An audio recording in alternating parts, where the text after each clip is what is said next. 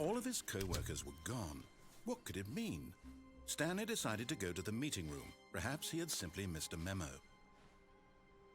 Stanley picked up the bucket.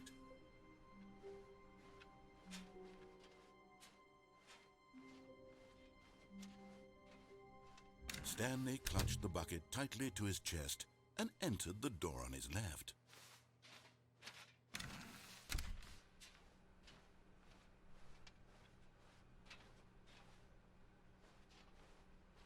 Still no one was here. Stanley needed the bucket's warmth and comfort now more than ever. Perhaps his boss's office was where he'd find answers.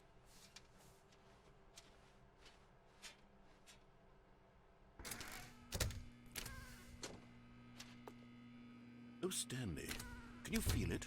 The broom closet. It wants the bucket. You can feel that, can't you? The aura of jealousy? It's as clear as day. This broom closet believes it deserves the bucket. I can really feel it now. It's a bucket. It belongs in a broom closet. That's what the broom closet is trying to say here. It's supposed to go with the other cleaning supplies. Good for you, Stanley. Don't give in. Don't hand over the bucket. I know how hard it must be, given the pressure that the broom closet is putting on your shoulders right now, but you have to be strong. This is your bucket. This is your companion and lifelong friend. You can't hand it over. Oh, no. We're getting into name-calling now, it seems. Is this how low the broom closet has sunk, that it has to resort to this stream of petty insults simply in order to get you to hand over the bucket? Stanley, I never liked this broom closet for a variety of reasons, but even this is worse than I had imagined. And wait, now the broom closet has the gall to imply that you and the bucket are not truly deep and lasting friends? That your relationship is purely superficial and convenient? That your life is so banal and meaningless that you'd feel the same sort of kinship towards any inanimate object which happened to lay in your path in an even partially enticing manner? Well, I never. Go on, Stanley. Lay into it. Really tell the broom closet off for its demeaning comments. Expand on the wide variety of experiences you and the bucket have shared together. Go through each of them point by point. Share your journal entries detailing the rich emotional landscape of your feelings for the bucket as they have changed and evolved over the years. Let him have it.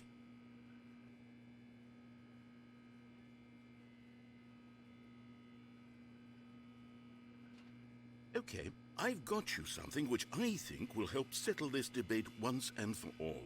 Here we go. There. Now it's settled. No more debate, no more discussion.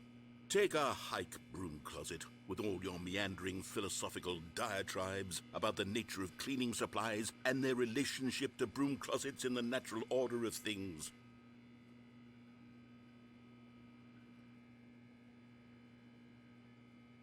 All right, I've got a second sticker back here, and I'm going to slap it on as well because I think it's appropriate.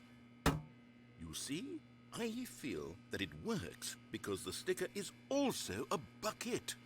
That way, if you're ever unsure whether the thing you're holding is a bucket or not, you can look down at this sticker and say to yourself, ah, it's a bucket. There really is a wide variety of applications for this sticker.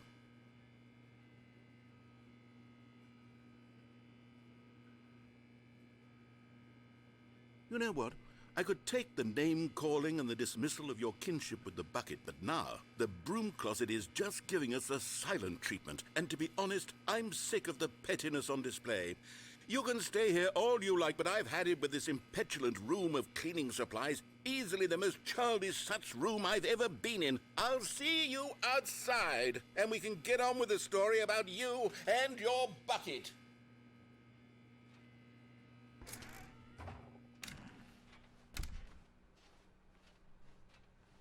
Coming to a staircase, Stanley and the bucket walked upstairs to the boss's office.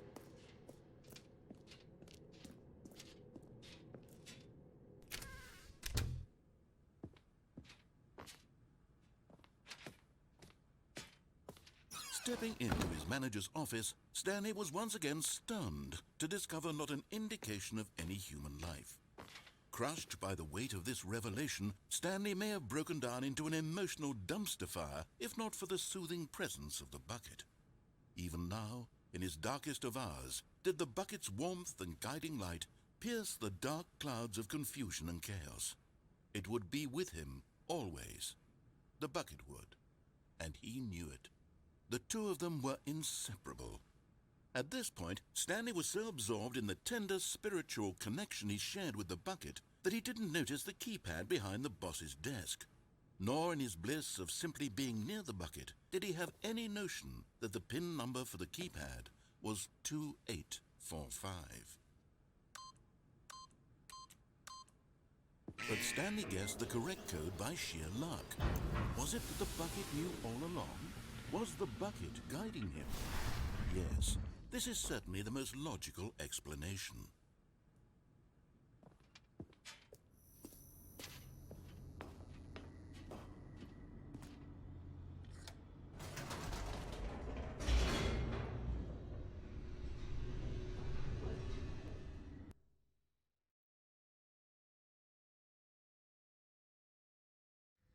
The elevator raced downward, plummeting towards an unknown fate. It would be all Stanley could do to keep himself together, if not for the bucket. Soothing him, comforting him, reassuring that in this darkest moment of uncertainty, he would be all right. The bucket is here for you, Stanley. Everything will be fine.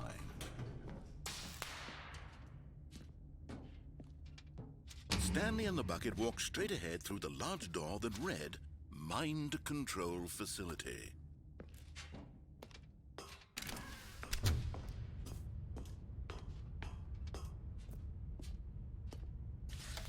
The lights rose on an enormous room packed with television screens.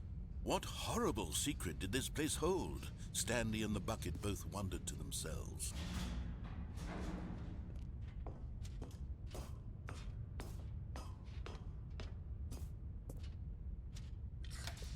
The monitors jumped to life, and Stanley nearly dropped the bucket in shock. Everyone in the office was being videotaped, monitored like guinea pigs. The bucket had never seen anything like this, and it very nearly burst into tears as Stanley cradled it gently, reassuring it that everything would be fine.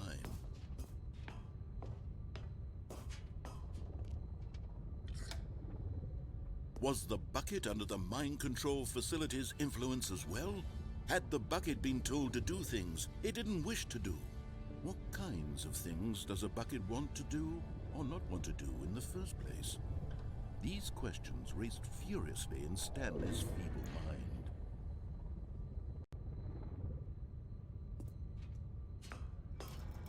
No! He screamed into the bucket. He couldn't accept it. His own life in someone else's control, never! He squeezed the bucket tighter, his one friend in the entire world. At this point, he could trust no one except for the bucket.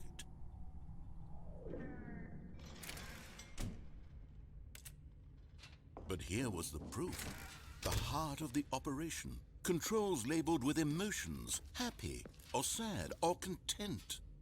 Walking, eating, working, all of it monitored and commanded from this very place.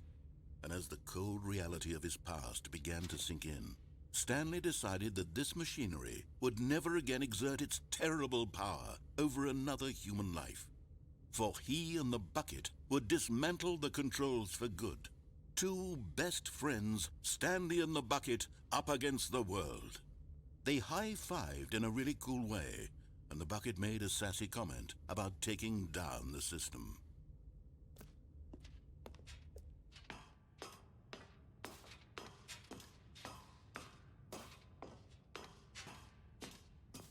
When at last they came to the source of the room's power, Stanley and the bucket knew it was their obligation to put an end to this horrible place and to everything it stood for.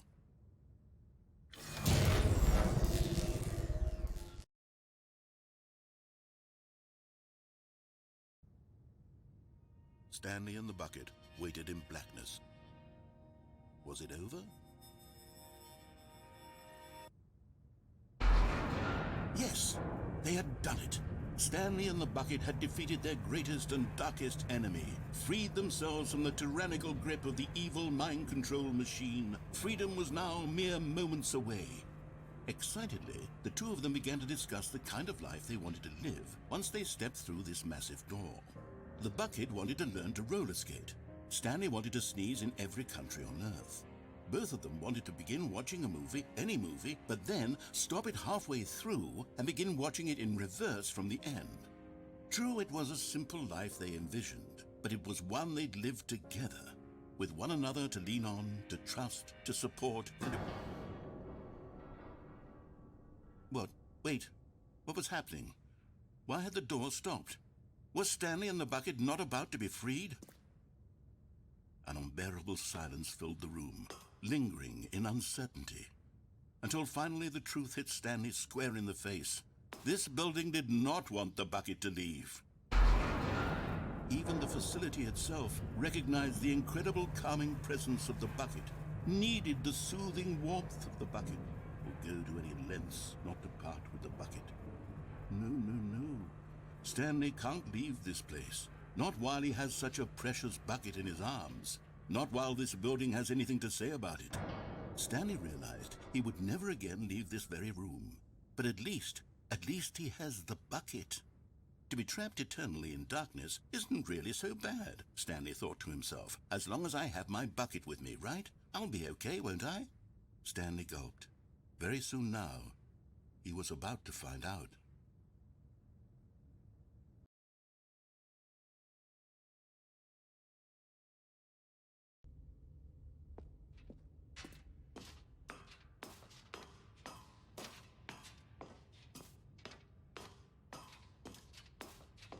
When at last they came to the source of the room's power, Stanley and the bucket knew it was their obligation to put an end to this horrible place and to everything it stood for.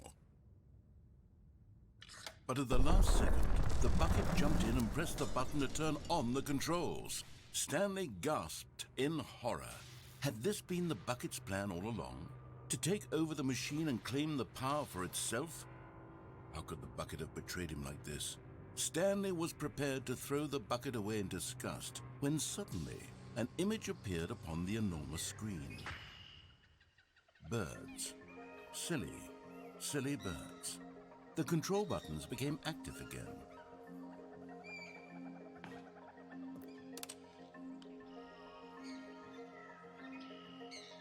Stanley flipped through one video of silly birds after another, and then it dawned on him.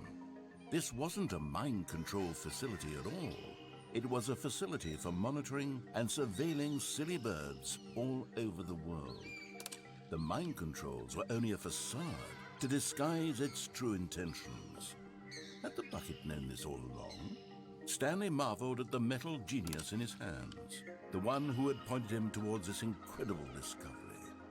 Stanley and the bucket never found freedom because they spent the rest of their lives here in this place, flipping through live streams of the silliest birds imaginable. Of all the possible paths his life could have taken, this one was surely the best. And Stanley was happy.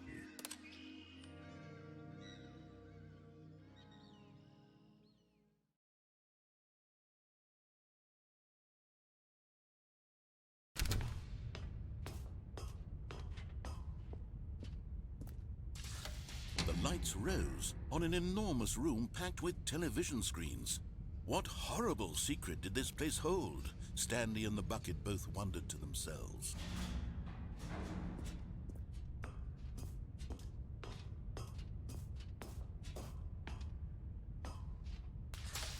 The monitors jumped to life, and Stanley nearly dropped the bucket in shock. Everyone in the office was being videotaped, monitored like guinea pigs. The bucket had never seen anything like this, and it very nearly burst into tears as Stanley cradled it gently, reassuring it that everything would be fine. But just as Stanley was about to proceed further into the mind control facility, he tripped and fell over the railing and into the dark void below. Thankfully, he fell directly onto the bucket, which safely cushioned his fall. Now, what to do next? Stanley wondered. Stanley and the bucket could find no way out of this enormous pit, and so eventually they decided that the best thing to do would be to simply get comfortable down here. So they set up a little couch and relaxed. It really wasn't so bad down here, a bit cold perhaps. After some time had gone by, they installed a few shelves as well, and a sort of kitchenette that was useful for when the bucket was craving paninis. But it wasn't until the rugs and the standing lamps came in that it really started to feel like a home. In fact, after some time, Stanley realized that it had been ages since he had even thought of the mind control facility at all. He'd never gotten to fully explore what was up there, never been able to unearth the many mysteries of the mind control facility. This lack of closure began to eat at him. Soon he was dwelling on his regrets, and the state of their home slowly decayed as Stanley became withdrawn and neglected the cleaning. It unsettled the bucket deeply. Stanley wasn't usually like this. The bucket tried to reach out to him again and again, but to no avail. All Stanley could think about, all he could talk about, was going back, doing it over again, staying on the path. It was a mistake to leave the path. It was a mistake. It was a mistake. I need to do what the narrator says. I need to see the true ending.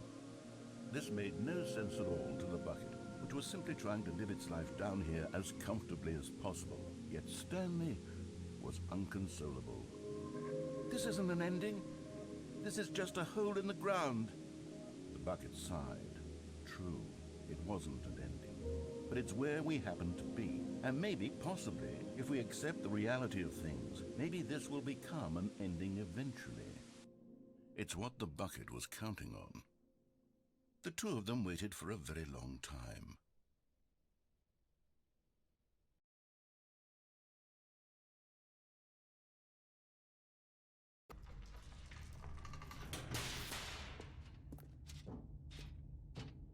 Stanley and the bucket walked straight ahead through the large door that read, Mind Control Facility.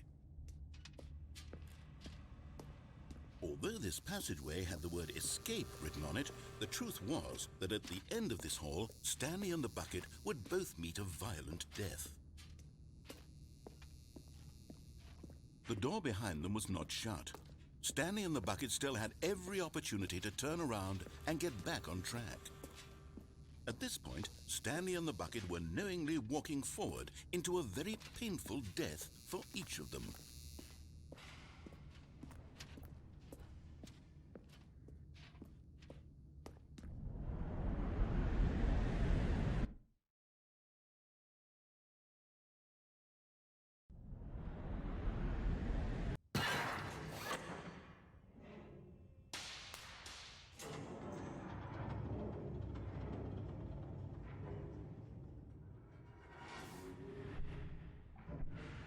As the machine whirred into motion and Stanley and the bucket inched closer to their demise, Stanley reflected on how meaningless the bucket's warmth and comfort had turned out to be. To be sure, it puts the mind and the soul at ease to embrace the bucket, but what use is a sense of ease when you're about to be crushed to death? This is what Stanley thought to himself, and he sort of kicked himself for wasting so much time carrying a bucket everywhere. Farewell, Stanley.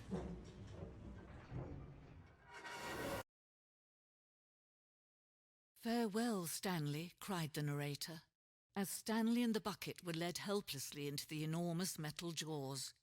In a single visceral instant, the bucket's life came to an end, as it was crushed violently to death.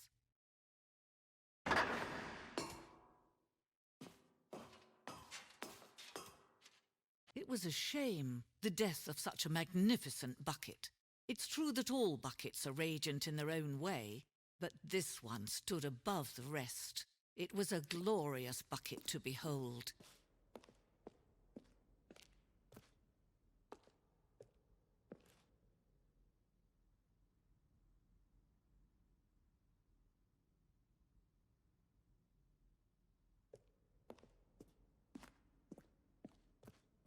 Can you see how arrogant it was for Stanley to take a bucket like this and to claim it for his own? Can you see the hubris that blinded him? Can you see that the bucket is far more noble than Stanley will ever be in his short life?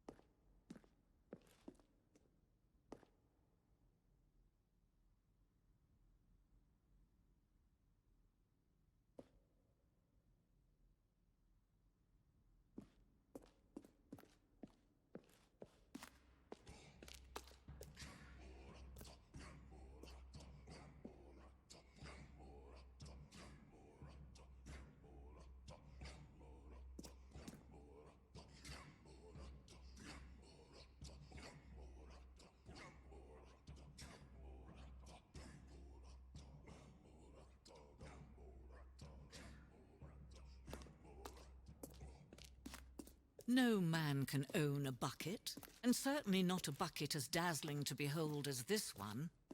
It is man who should kneel before the bucket.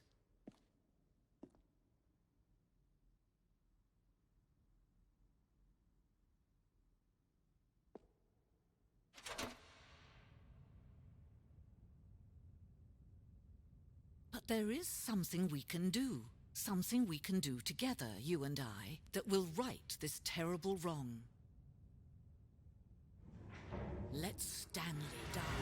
Let him be crushed by the machine. Don't reset the game. Don't give him another opportunity to run off with another beautiful bucket.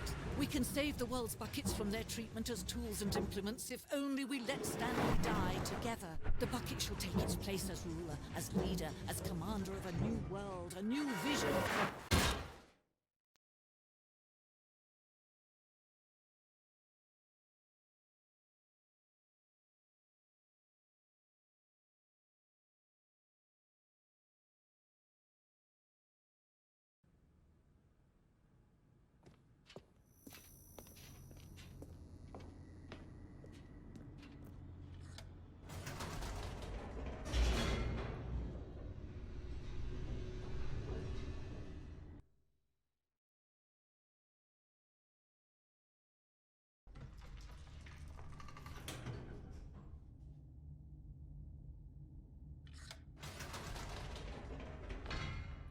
Wait, Stanley said to the bucket. Can we go back up? When I was pressing those keypad buttons, there was something very intriguing about the number 3. I want to go back so I can try pressing the number 3 again. The bucket said nothing.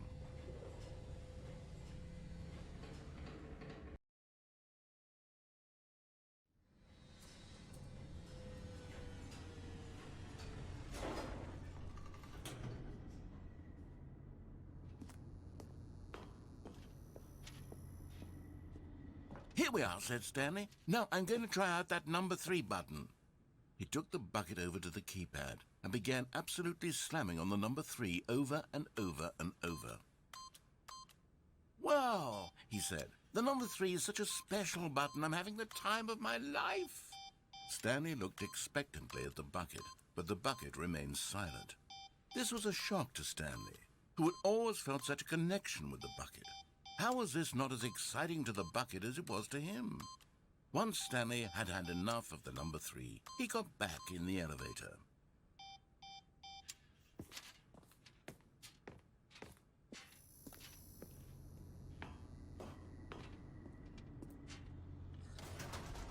Perhaps the bucket had missed something.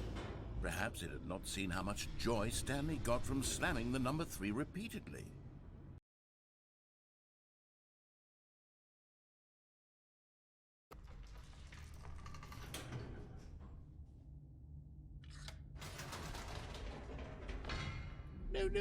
No, said Stanley to the bucket. You can't go on yet. Not till you understand how much the number 3 means to me. You and I have been through so much together, and I just want you to see what I see. Feel the happiness I feel. He smiled at the bucket, and the bucket said nothing.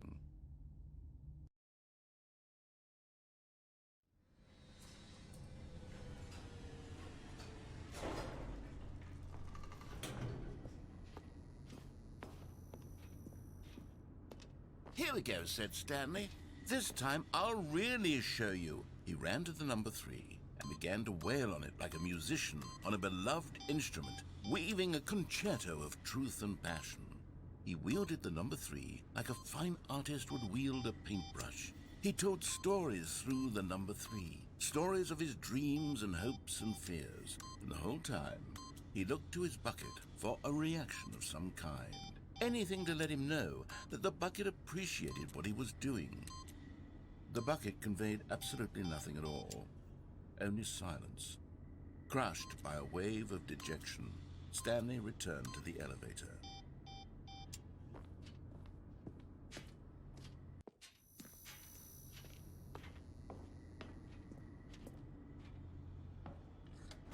Stanley and the bucket were so close. They'd always been there for one another. Why suddenly could the bucket not connect with this passion of Stanley's? The question caused Stanley to ruminate the whole way down the elevator. He knew that there must be a way to get through to the bucket, to communicate fully with his dear friend. Surely there was a solution, mustn't there be?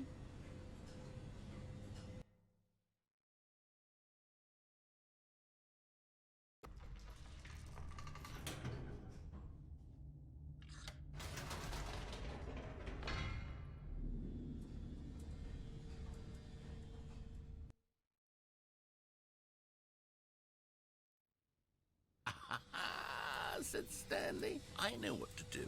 I know how to fully express this feeling in my heart. He decided right then and there that he would hold a press conference where he would speak to the public on all matters relating to pressing the number 3 over and over. He would elaborate fully on what the number 3 meant to him and why he felt so alive when pressing it. Then the bucket would be able to see his joy through the eyes of others. It would get to see the world react to this discovery of Stanley's. And it would be through the public eye that the bucket would finally understand Stanley's work. For months, he advertised and marketed his press conference, building excitement around it, developing and rehearsing it, until it couldn't be refined a single measure further. When the big day arrived, Stanley was as prepared as he'd ever been for anything in his life.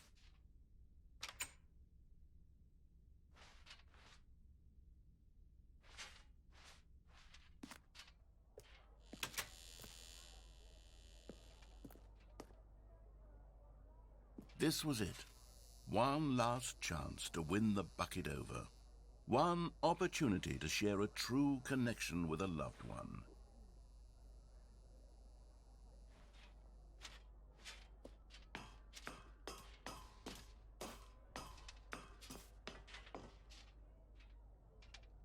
There was no one here.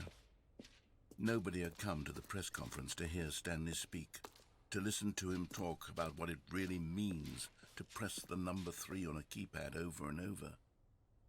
He was unloved, uninteresting, he was a failure, and in that moment Stanley knew that the bucket would never again take him seriously. There would be no connection, no deeper understanding. The bucket merely sat there in his arms, indifferent. And so it began that slowly, over many years, the two of them grew more and more distant. They spoke less and less, neither wishing to state the obvious, that any sense of real respect between them had eroded since that day at the press conference. There would be no more games, no more long conversations about passion and pursuit, only a silence that consumed the space between friends. And Stanley, having for once in his life discovered the warmth and comfort of true companionship, was cast back into the unremarkable normalcy of loneliness.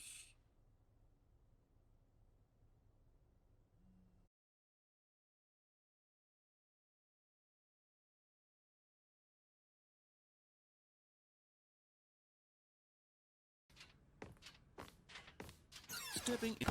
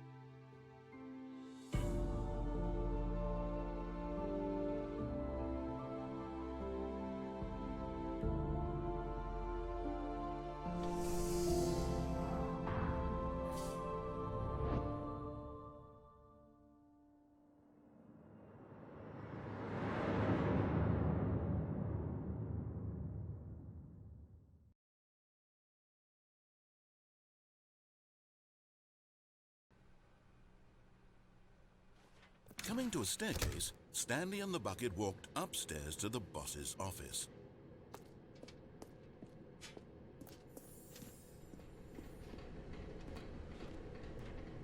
But Stanley just couldn't do it. He considered the possibility of facing his boss, admitting he had left his post during work hours. He might be fined for that. And in such a competitive economy, why had he taken that risk? All because he believed everyone had vanished? His boss would think he was crazy. And then something occurred to Stanley. Maybe, he thought to himself, maybe I am crazy. He looked down at the bucket in his arms. Am I crazy? He asked the bucket. The bucket returned his gaze, but said nothing at all. That's strange, Stanley thought. Usually the bucket is a source of guidance and wisdom for me in difficult times such as these. He held the bucket close, yet felt none of its familiar reassurance and comfort. And that's when Stanley realized, this isn't my bucket. It's just a normal, everyday bucket. Someone else's bucket, perhaps. How did I end up with someone else's bucket? This is all terribly wrong. Surely no good would come from this. Who knows what sorts of bizarre hallucinations Stanley might experience without the psychologically grounding presence of his bucket. And indeed, now he noticed that the rooms were repeating, which was, of course, very odd. And now he felt himself floating off the ground. Oh, gracious, he exclaimed. Without my bucket, I've gone truly mad. Where is it? I must find it. Far off in the distance now, he heard it, calling to him. Stanley!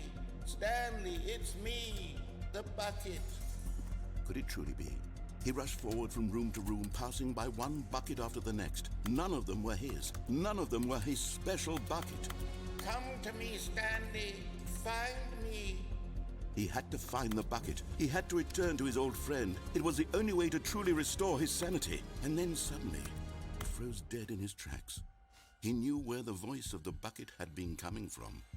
The real bucket was inside of him all along. It was incredibly painful. Stanley doubled over in agony and blacked out.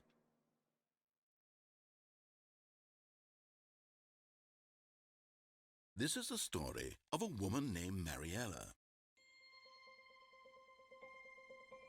Mariella woke up on a day like any other. She arose, got dressed, picked up her bucket of comfort and security, and walked to her place of work. But on this particular day, her walk was interrupted by the body of a man who had stumbled through town, talking and screaming to himself, and then collapsed dead on the sidewalk. Right away, she knew what the problem was. This man had no bucket. Of course he'd gone mad, ranting and raving about a narrator describing all of his actions and how everything is predetermined and free will is an illusion and it's all just a video game. It could all have been prevented if only he'd taken his bucket with him. Perhaps he didn't even realize he'd forgotten his bucket at home in the first place. How cruel the world can be, Mariella thought, and she hugged her own bucket even tighter.